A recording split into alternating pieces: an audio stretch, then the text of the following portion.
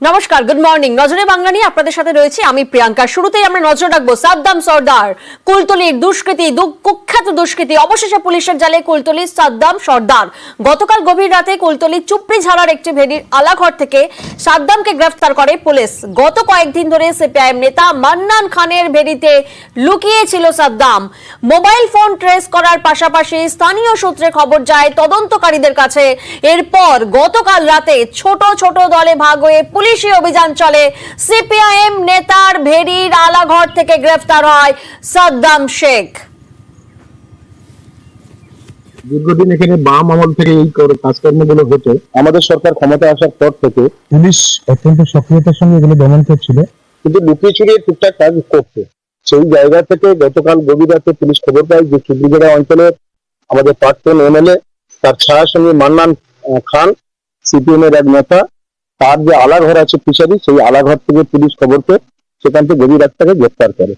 এবং এই ঘটনার সঙ্গে আমি মনে করি যে সিপিএম এর যেমন প্রত্যক্ষভাবে যোগ আছে, এবং এইটা তদন্ত হলে দেখবেন আরো অনেক সত্য বেরিয়ে পড়বে।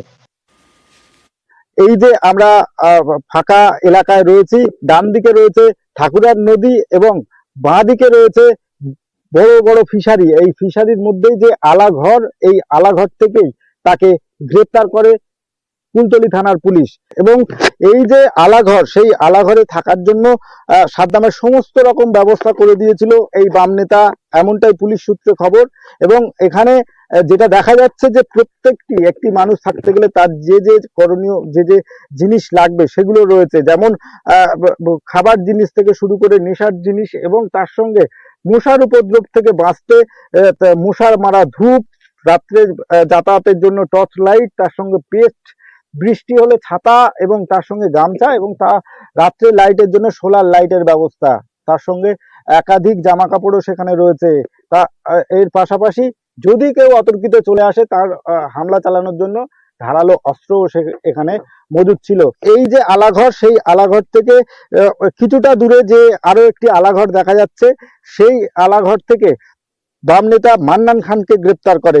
এই মান্নানের সঙ্গে কি যোগ রয়েছে এই পাচার চক্রের মূল পান্ডা সাদ্দামের, তা খতিয়ে দেখার জন্য ইতিমধ্যেই পুলিশ দফায় দফায় জিজ্ঞাসাবাদ শুরু করেছে ধৃত বাম নেতা মান্নান খান এবং তার সঙ্গে সাদ্দাম সর্দারের। কুলতলি থেকে রফিকুল ঢালির সঙ্গে অর্পণ মণ্ডল, নিউজ 18 বাংলা।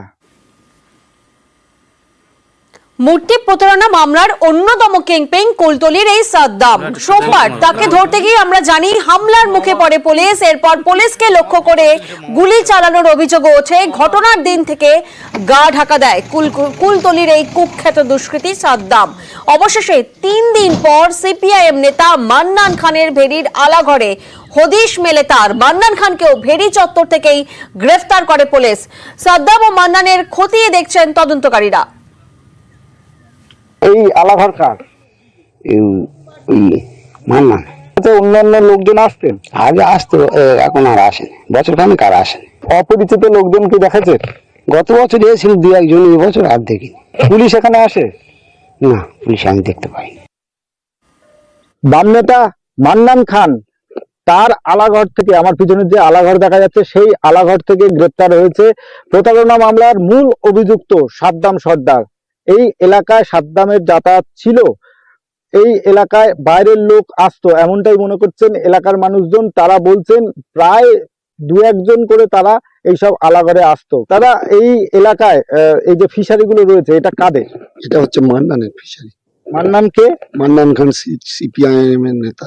এখানে কি বাইরের লোক প্রায় আসে? হ্যাঁ, দীর্ঘদিন ধরে যাতায়াত করে। আমরা ভাবতাম ওর বন্ধু বান্ধব, কিন্তু আজকে ধরা পড়ার পরে আমরা বুঝতে পারছি যে দুষ্কৃতী। এই যে সাদ্দামকে চিনতেন? নাম শুনেছিলেন? সাদ্দামকে নাম শুনেছিলাম, এরা আসা যাওয়া করতো, দেখতাম, কিন্তু আমি যে এরা দুষ্কৃতি মূলক কাজ করে আমাদের জানা ছিল না, আর আমরা জানতাম না। গতকাল আমরা জানতে পারলাম, এবং যে সাদ্দাম সর্দার যে টিভিতে আমরা দেখছিলাম যে এখানে এসে গা ঢাকা দিয়েছে সিপিআইএম নেতা যে মান্নান খানের ফিশারিতে, আমরা জানতাম না। যখন বাইরের লোকজন আসতো, তারা কি মানে আত্মীয় হিসেবে আসতো, না মৎস্যজীবীর কাজ করতে আসতো? মান্নান বলতো এসব আমার বন্ধু বান্ধব, এদের নিয়ে এরা বেড়াতে আসে মাঝে মাঝে। বাম নেতা মান্নান খানের কাছে প্রায় বাইরের লোকজন আসতো, কিন্তু তারা যে দুষ্কৃতিমূলক কাজকর্ম করে এলাকায় গা ঢাকা দিতে আসতেন তা এলাকার মানুষজন তারা বুঝতে পারেননি। রবিকুল ঢালির সঙ্গে অর্পণ মণ্ডল, নিউজ 18 বাংলা, কুলতলি। সাদ্দাম ও মান্নানকে কুলতলি থানায় রাখা হয়েছে। আজ ধৃত দুজনে বারুইপুর আদালতে পেশ।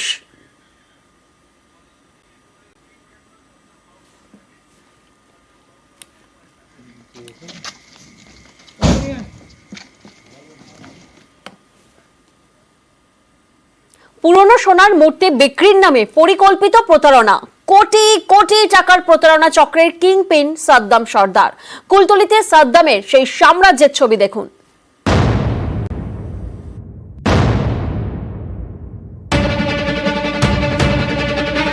সাদ্দাম সর্দার প্রতারণা চক্রের মাথা, কুখ্যাত দুষ্কৃতী। সোমবার তাকে ধরতে গিয়ে কুলতলিতে আক্রান্ত হয় পুলিশ।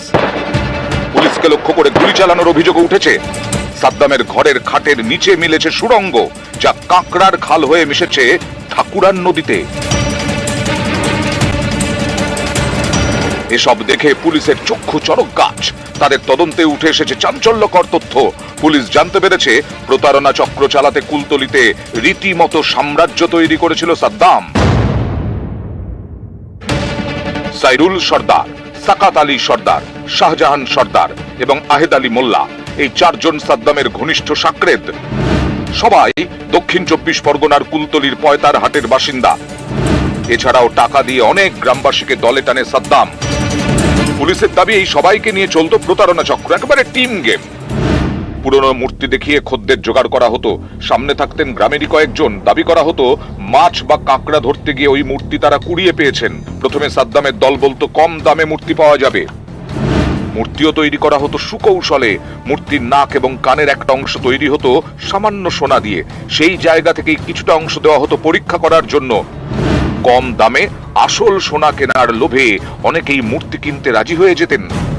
মূর্তি নিতে পয়তার হাটে গেলেই শুরু হতো সাদ্দাম বাহিনীর খেল। ক্রেতাদের থেকে টাকা পয়সা কেড়ে নিয়ে চম্পট দিত তারা। বিজ্ঞাপন দেওয়া থেকে ক্রেতাদের সঙ্গে ডিল, তারপর টাকা আদায়, সবকিছুর জন্য দায়িত্ব ভাগ করা ছিল। চোরাচালান মামলায় জড়িয়ে পড়ার ভয়ে প্রতারিত হয়েও অনেকে পুলিশে অভিযোগ জানাতেন না। এই সুযোগটাকেই কাজে লাগাতো সাদ্দাম বাহিনী। যদি কেউ প্রতারণার অভিযোগ করে তার জন্য আগাম প্রস্তুতি নিয়েছিল সাদ্দাম সর্দার।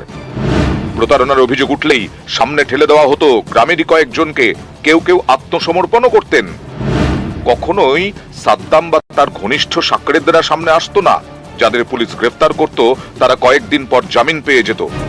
এরপর ফের শুরু হতো প্রতারণার খেলা। এই খেলা শেষ করতেই আসরে নেমেছে পুলিশ।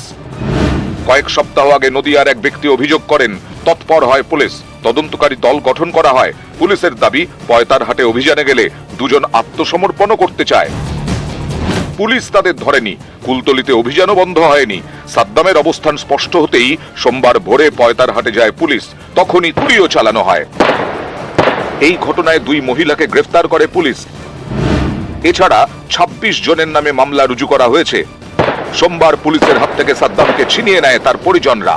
এরপর পুলিশ আবার অভিযান চালায়। সাদ্দামের ঘরে খাটের তলায় মেলে সুড়ঙ্গের হদিশ।